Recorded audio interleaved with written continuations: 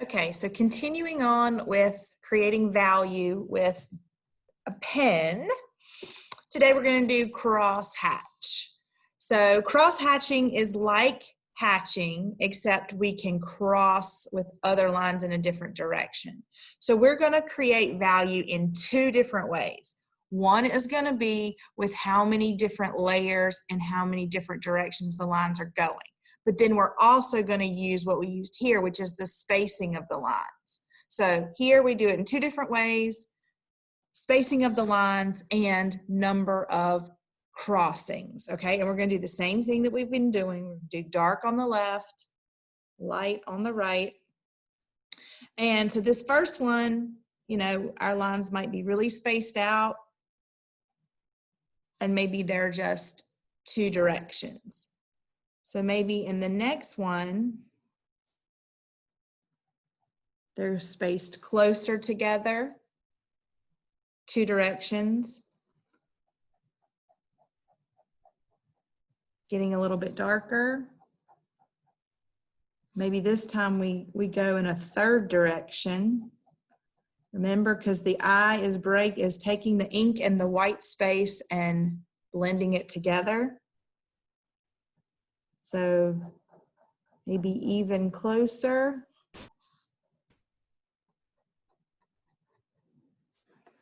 Maybe this time we go in four directions, horizontally and vertically. And then the last one really close together.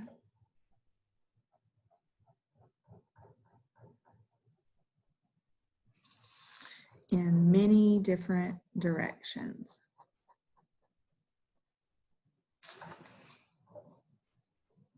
And remember, if it starts to look like the one that it's beside, maybe you need to do something different.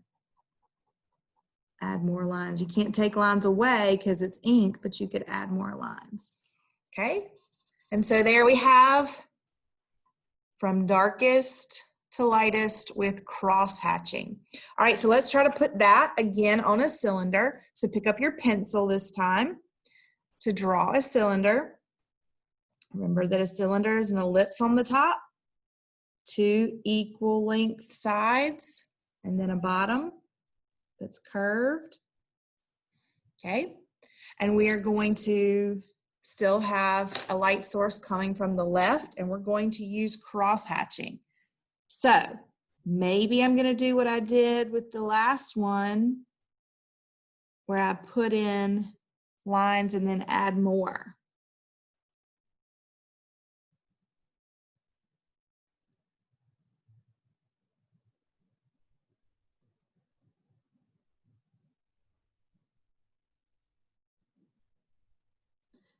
This might be a bit easier if I had a larger area to do.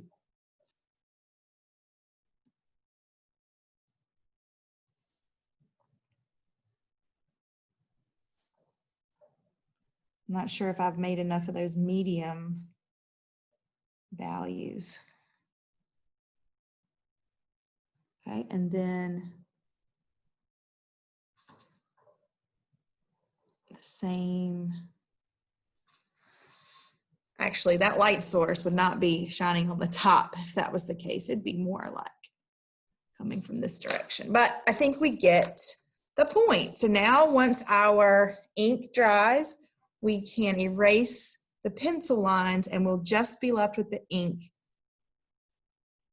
which if we did a good job, will still look like a cylinder that has some values on it.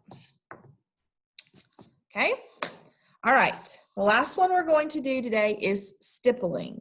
Stippling is just taking some writing instrument and making dots. The closer together the dots are, the darker the value that it is.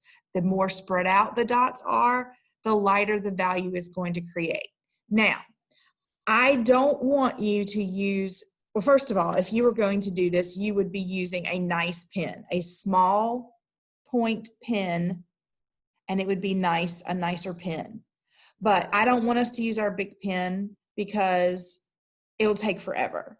So instead, I want us just to get the idea to use a bigger marker. Now, I don't really want you to use your Sharpie that's in your supply kit, because you could potentially ruin the tip of this. Okay, I don't want you banging really hard, but it's still easy to damage the tip. So I have just chosen another marker. It doesn't even have a very good tip on it, as you see. It's but this is just for these purposes. So if you've got, you know, some other kind of, you know, Crayola marker in black, or really any color, you could use red.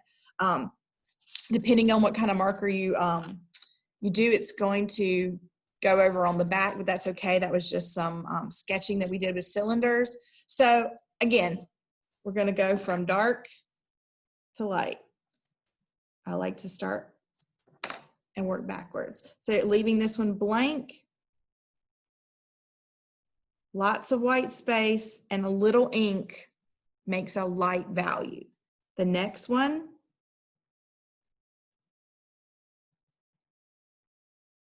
a little bit closer together. If you have trouble seeing it, you know, you can put it at arm's length, or you can walk away from it, you know, a couple feet, and hopefully, and I'm changing the direction too.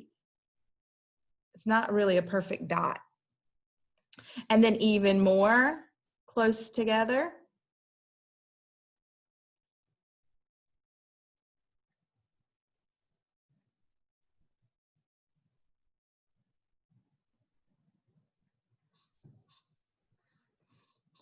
And even more. I used to love stippling when I was taking my art classes. It took a long time, but it was, I don't know, it's one of those things that you kind of do like adult coloring. You know, you might do that as a relaxation kind of activity, a meditation sort of thing. It just was kind of calming. I really enjoyed stippling. But if you're the kind of person that doesn't like tedious things and doesn't find that relaxing, it could be torture. So, you know, it all depends on the person. Okay, if I think that these two, they look very much the same, then I'm going to have to make an effort to go in and close all that white space I still see.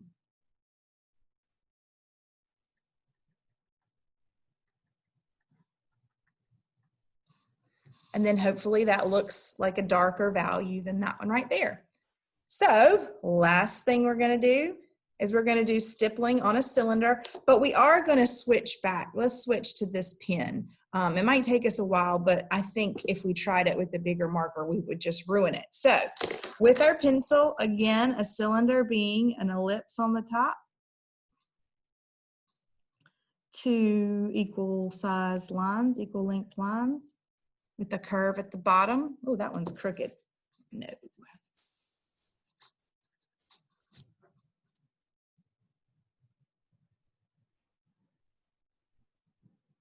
Ooh, I'm having trouble.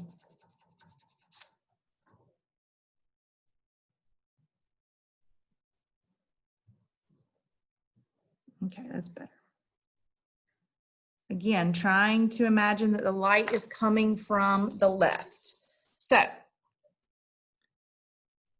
might start like this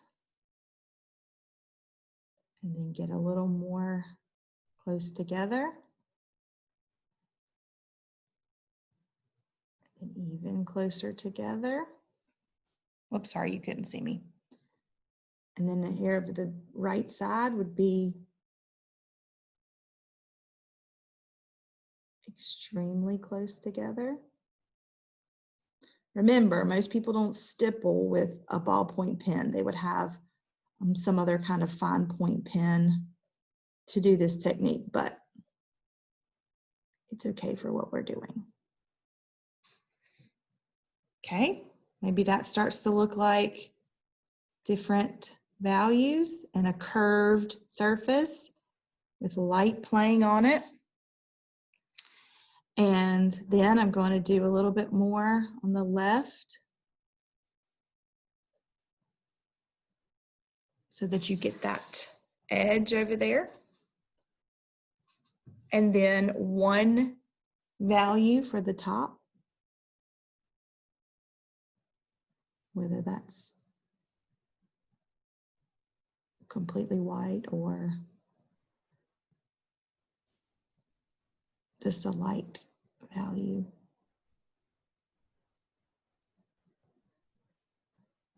Okay, now this is one that is kind of cool when you take away the pencil lines. So when you think it's dry, you can erase.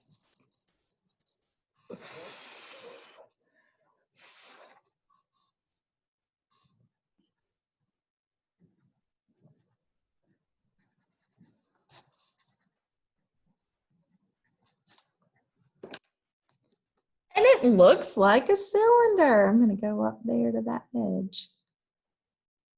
Looks kind of fuzzy. It's got kind of like a blurry effect to it, okay? And that is all for today. Tomorrow, when you come to class, make sure you have a cup of water and a paper towel, because we're going to be using watercolors. So just go ahead and get that ready so we don't forget and we don't have to scramble for it. Okay, guys, remember, value. Different tools give us value in different ways.